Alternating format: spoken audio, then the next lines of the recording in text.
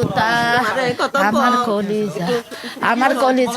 আমার কলিজা মাগরিব পরে বিলি লিয়ে খেলতেছে আমি দেহি মেলে গেছি সোনারে তুতা মনে হয় বিলি বাড়াইছে তুতা বাড়াইছে আর সব বনাইছিরা তুতা ক্লেছে রে ওরে তুতাই আমার রে এই তুতার আর কিছু নাই রে তুতা এই মাগরিব পরে তেন আমার তুতাক জোরের ভিতরে মারি সব দি ঢেকি থইছে আল্লাহ রে আমার তুতাক যাই দেহে সব দি ঢেকা তুতা লইছে রে তুতাক তুলি বাড়িতে জ্বালিয়েছে আমি পাও দেহি তুতার ঠান্ডা চোখ দি জান বাড়াইছে রে এইটুকি আর কিছু নাই রে। তখন ওর নানি খুব খোঁজাখুঁজি করবে লাগলো। তারপরে এখন খুঁজতে খুঁজতে পরে শোনা গেল যে অমুক জায়গায় পাশ পরে আছে একটা ওই পার্টির মধ্যে জড়ানো।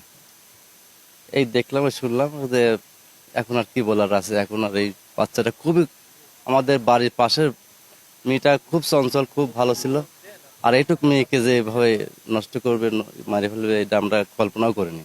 তবে আমরা চাই তার সর্বোচ্চ ফাঁসি চাই, সর্বোচ্চ মৃত্যু এটা আমাদের যারা ওর ফাঁসি হয় এই আর কি, এটাই আমরা চাচ্ছিলাম। আমরা আমারে লাতিনেক মারছে বাইতেন ভাইর করি লি গেছে, কেউ দেখেনি। সন্ধ্যার সময় লি যায়া গলায় টিপা হাত করা আছে, কানের দুল খুলা লেছে এবং হচ্ছে গান মাইরি পাটিতে ঢেকে থইছে। তো আমরা এর বিচার চাই, ফাঁসি চাই, বুঝেছেন? আমরা ফাঁসি চাই। আসলে আমাদের বাসা হচ্ছে মালঞ্চ ইউনিয়ন পার গোবিন্দপুর, আর এটা আমার চাচাতো ভাইয়ের মেয়ের হচ্ছে বিষয়টা। আমি এলাকাতে থাকাতে ফোন আসলো আমার কাছে যে চাচাতো ভাইয়ের মেয়েকে কারণ যেন মেরে রেখে দিছে। তারপরে ওখান থেকে হসপিটালে নিয়ে গেছে। আমরা হসপিটালে যাই ডাইরেক্ট। হসপিটালে যাওয়ার পরে ওখানে থেকে বললো যে থানাতে আছে। থানাতে গিয়ে আমরা একটু দেখলাম, দেখার পরে আসলে হৃদয় বিদারক ঘটনা।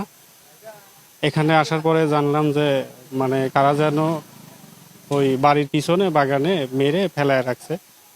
আসলে ছোট একটা বাচ্চা, 9 বছরের বাচ্চা, তার কি এমন দোষ ছিল? সে আসলে তার খেলার বয়সটা এখনো যায় নাই। এরকম কাজটা আসলেও করাটা মোটেও ঠিক হয় নাই।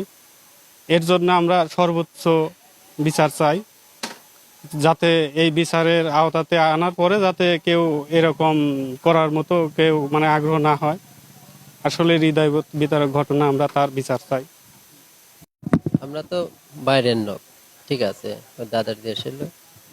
এখন মনে করেন আমরা আসছি হঠাৎ করে, শোনার সঙ্গে সঙ্গে দৌড়াই এখানে আসছি। আসার পরে এখানে না ঢুকে আগে থানাতে গেছি, ওখানে লাশ দেখছি। দেখার পরে এখন মনে করেন যে আমরা তো এখানে এসে অনেক কিছু শুনতে পাচ্ছি যে ধর্ষণ করা হয়েছে, বা এবার কেউ বলে যে একটা মেজরাইট চাইছিল একজনের কাছে, সে নিয়ে যায় দিছিল। এখন কি হয়েছে না হয়েছে তারা ভালো জানে। যাই হোক, এখন আমরা জানি না এখন কি হবে, কারণ আমরা আশা করি এই আসামিদেরকে ধরে আপনারা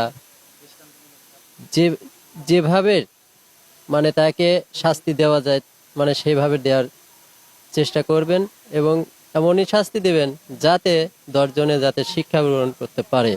এতে ঘটনা হচ্ছে এটা যে মেয়েটা মারা গেছে আমার চাচাতো ভাইয়ের মেয়ে। এরা দীর্ঘদিন এখানে বসবাস করে, এখানে বাড়ি করছেন। আমাদের বাড়ি গ্রামে। আজ হঠাৎ করে শুনতে পেলাম যে ওনার নাকি মারে ফেলে দেওয়া হয়েছে। না, এখনো কোনো সূত্রপাত জানা হয়নি, জানে যে কিভাবে মারা হয়েছে। আমরা এখানে থানায় যাও দেখে এলাম ওনার লাশ, এখানে খামচানোর দাগ আছে, মুখে মাটি চুটি লাগে আছে। এখানে সব অবস্থা এখনো জানতে পারি না যে কিভাবে মারা গেছে।